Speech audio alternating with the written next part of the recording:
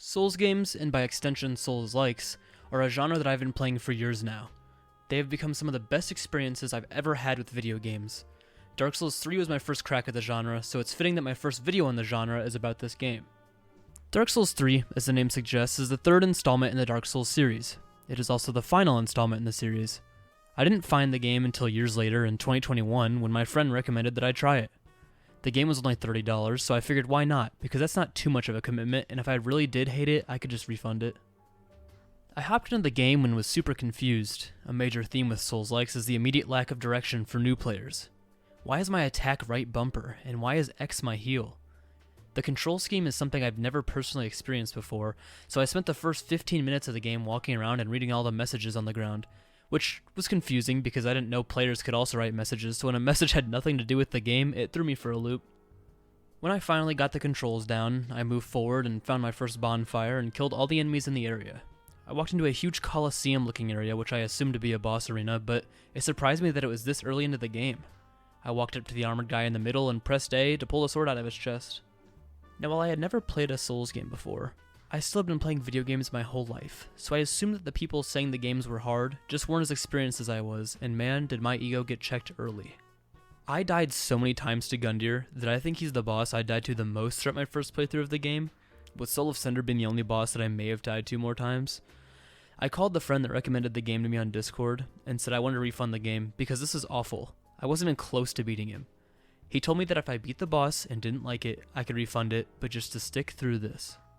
So, even though I was unsure, I trusted him, because he had beat the game on Xbox and bought it on PC and beat it on there as well, so he really liked this game. The problem with this was, but by the time I beat Gundyr, I was over 2 hours spent on the game, which if you didn't know, you can't refund on Steam if you bought the game over 2 weeks ago or have over 2 hours on the game.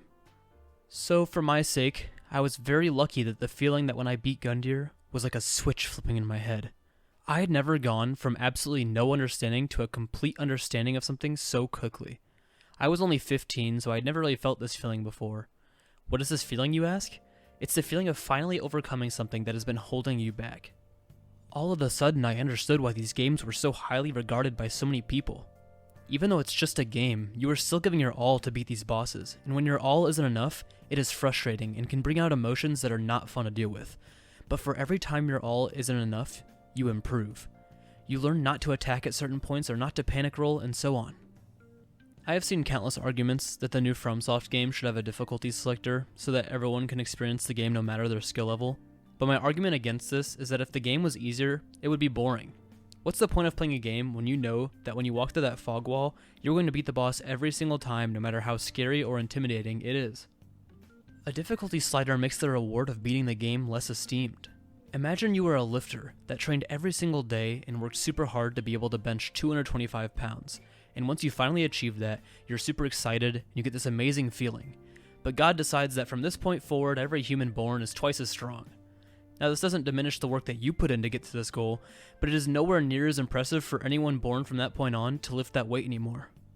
When I take this analogy and apply it to the game, you can see how the game being hard is what makes up its identity.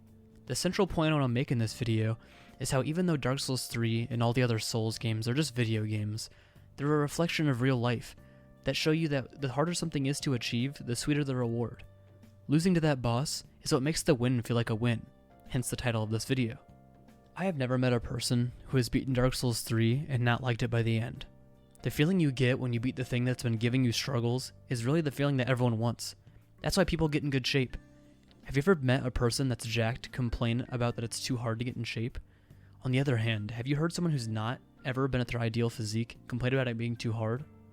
You most likely understand the point that I'm trying to make here, and it's that the people who give up prematurely don't get to experience that reward. I don't know how much longer it would have taken me to learn that lesson if not for this game and the games that I would play afterwards in the series. What I do know is that the feeling of fulfillment that I have felt has become an experience I can fall back on when I feel like something is too hard. That exact experience is what helped me make the final push to start uploading videos on this channel again.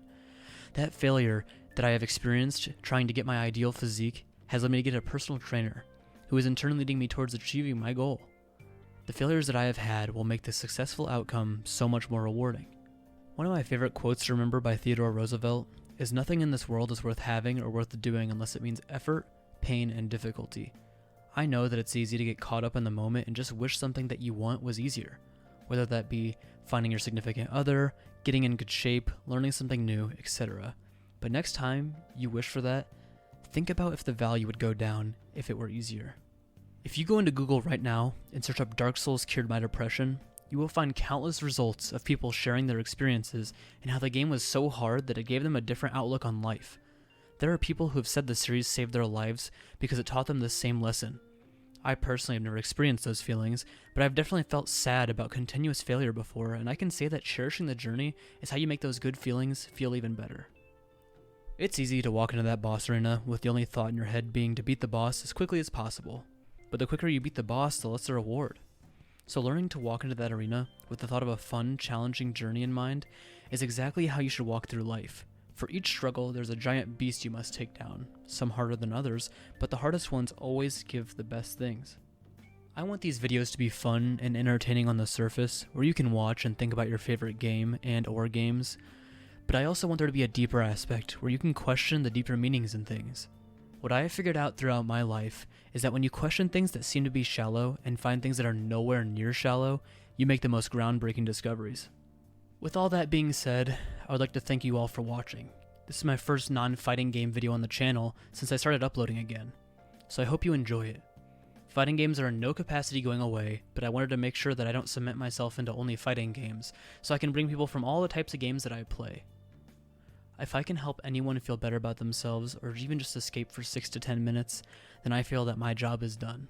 Again, thanks for watching, and I will catch you in the next one. God bless.